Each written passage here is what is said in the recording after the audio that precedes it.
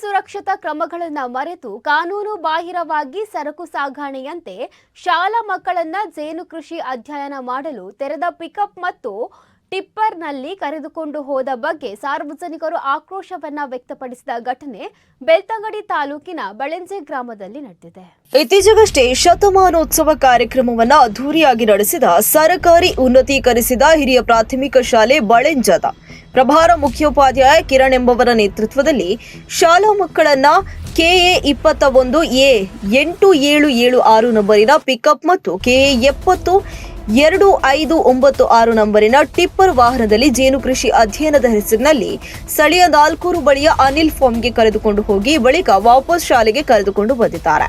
ಇನ್ನು ಈ ಘಟನೆ ಬೆಳಕಿಗೆ ಬರ್ತಾ ಇದ್ದಂತೆ ಆಕ್ರೋಶ ವ್ಯಕ್ತಪಡಿಸಿದ ವಿದ್ಯಾರ್ಥಿಗಳ ಪೋಷಕರು ಪಿಕಪ್ ಮತ್ತು ಟಿಪ್ಪರ್ ಸೇರಿದಂತೆ ಸರಕು ಸಾಗಣೆ ವಾಹನಗಳಲ್ಲಿ ಕೂಲಿ ಕಾರ್ಮಿಕರನ್ನ ಕರೆದುಕೊಂಡು ಹೋಗಲು ಮೋಟಾರ್ ಕಾಯ್ದೆ ಅಡಿಯಲ್ಲಿ ಅವಕಾಶವಿಲ್ಲದಿರುವಾಗ ಶಾಲಾ ಮಕ್ಕಳನ್ನ ಕರೆದುಕೊಂಡು ಹೋಗಿರೋದೇಕೆ?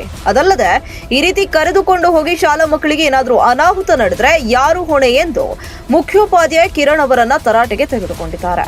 ಇನ್ನು ಶಾಲಾ ಮಕ್ಕಳನ್ನ ಪಿಕಪ್ ಮತ್ತು ಟಿಪ್ಪರ್ನಲ್ಲಿ ಕರೆದುಕೊಂಡು ಹೋಗುವ ವಿಡಿಯೋ ಸಾಮಾಜಿಕ ಜಾಲತಾಣದಲ್ಲಿ ವ್ಯಾಪಕ ವೈರಲ್ ಆಗ್ತಾ ಇದ್ದಂತೆ ಈ ಬಗ್ಗೆ ಪೊಲೀಸ್ ಇಲಾಖೆಗೆ ಮುಖ್ಯೋಪಾಧ್ಯಾಯ ಕಿರಣ್ ಮತ್ತು 2 ವಾಹನ ಚಾಲಕರಿಗೆ ಕಠಿಣ ಕಾನೂನು ಕ್ರಮ ಕೈಗೊಳ್ಳಬೇಕು ಎಂದು ಸಾರ್ವಜನಿಕರು ಆಕ್ರೋಶವನ್ನು ವ್ಯಕ್ತಪಡಿಸಿದ್ದಾರೆ.